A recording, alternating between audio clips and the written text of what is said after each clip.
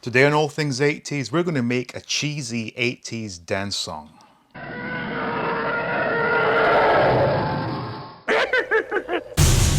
Welcome back to All Things 80s. Now, it's been a very long time since I've done anything with music, and I just had this urge to start doing it again.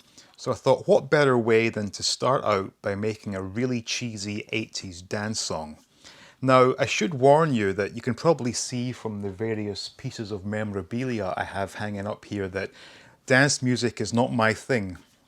Um, I am into Duran Duran, and they are a pretty danceable sound at times. So, from drawing from that inspiration, and also I have been listening to a lot of electro lately, just to sort of get myself inspired and to give me a few ideas.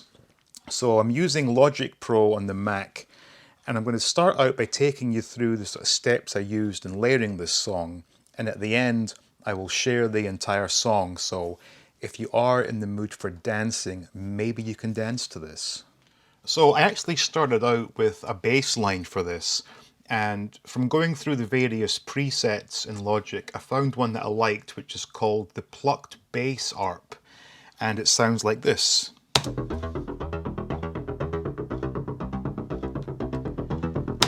So I thought that's a pretty good basis for this. So I just simply laid down this bass arp and used just the three notes.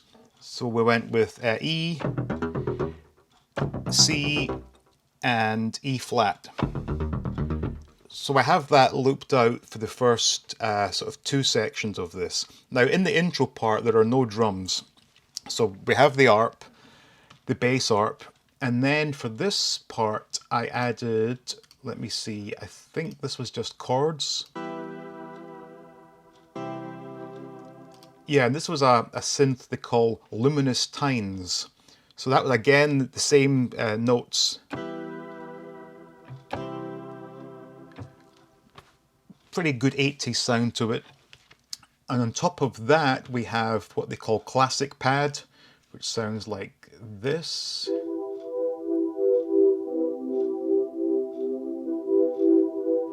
You know, a pretty haunting sound. And finally, for the intro, we have the synth called Analog Waves, and I purposely added a flanger to this because I was very much inspired by the intro of Planet Earth by Duran Duran.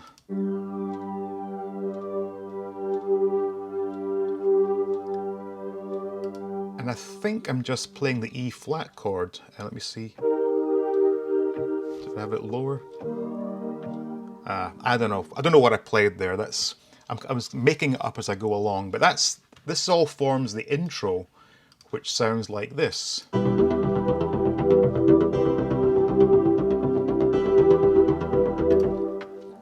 So we've got that going on for 2 bars. Then when we jump into the main part of the song, something that was very apparent to me about 80s, I was going to say 80s dance, but 80s pop in general, was the use of percussion in the sound. And I think a lot of that stemmed from the fact that the musicians back then had just gotten hold of the Linn drum and the drumulator, and they were just like going crazy with that stuff. So I'm going to solo out the percussion and drum sounds just to play them on their own, and you'll see what I'm talking about with the, you've got additional claps and bongos and shakers and all sorts. Here we go.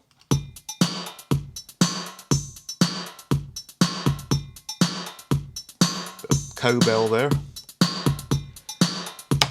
Now for the snare sound, what I did was the snare itself sounds like this.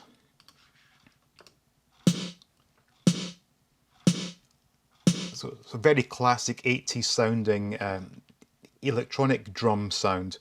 But to give it a bit of body, I added a clap with the classic gated reverb to it, and that sounds like this. Which on its own is horrible, but when combined with the snare gives us this. So sort of classic 80s going on there, and we've gone over the sort of additional percussion and whatnot. So then for I guess these are verses. Now, I should stress there are no vocals on this. I can't sing for shit, so I wouldn't subject anyone to that. So it may sound a bit repetitive, but if there ever was to be someone that could sing on this, it might sound pretty decent. So we continued with that arpeggiated bass line. I actually added a little embellishment on the bass. This is, they call it the big saw bass. Sounds like this. So we have that going over the arp, like so. And I think this one, so this is the 80s Starlight sound, which I believe is the melody I used. Yeah, sort of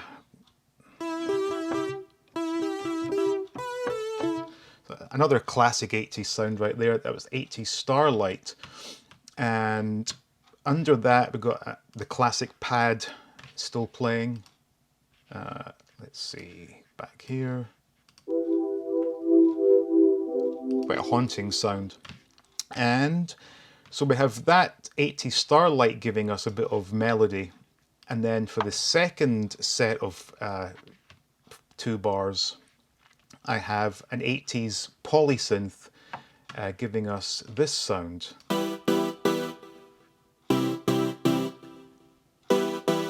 In fact, that's very reminiscent of later 80s. I forget some of these bands' names, but sort of classic.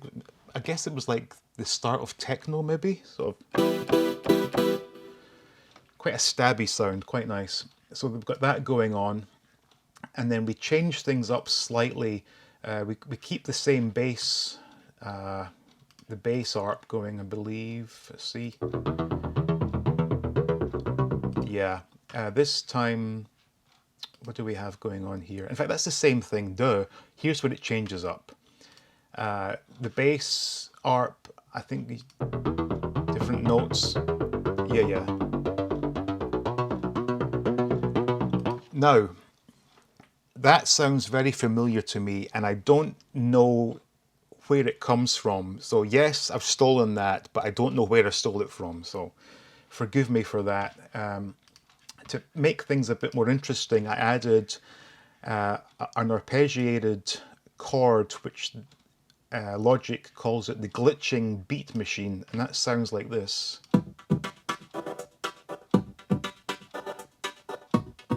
I quite like that.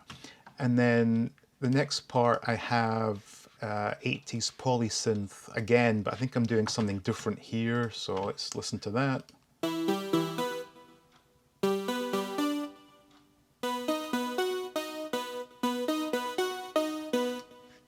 Just to vary things up a bit.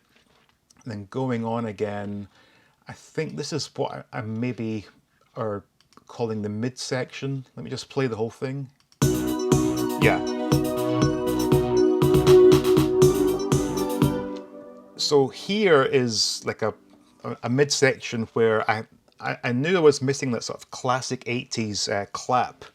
And so for that, I just threw in a few embellishments with the clap coming up.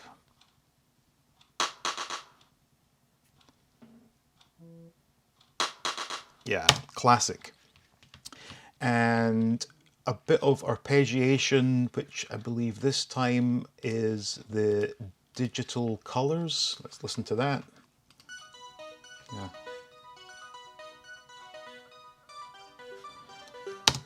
Quite subtle. And coming out of this midsection, I was struggling to join it back with the original part of the song. So I used a drum fill and then a decaying part. Now the drum fill, anyone from the UK who watched Top of the Pops should recognise the snare fill I used at the end here. So I'll take it back a couple steps.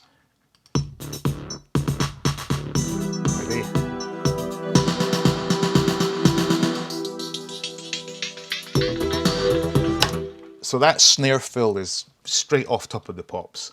And that decaying part, just called Falling Cycles, I thought it's a good way to join things on. And then we go back to the sort of same part as we started out with. And we end it again with those falling cycles, because it was just a good way to end the song. So that it ends like this. Let's listen.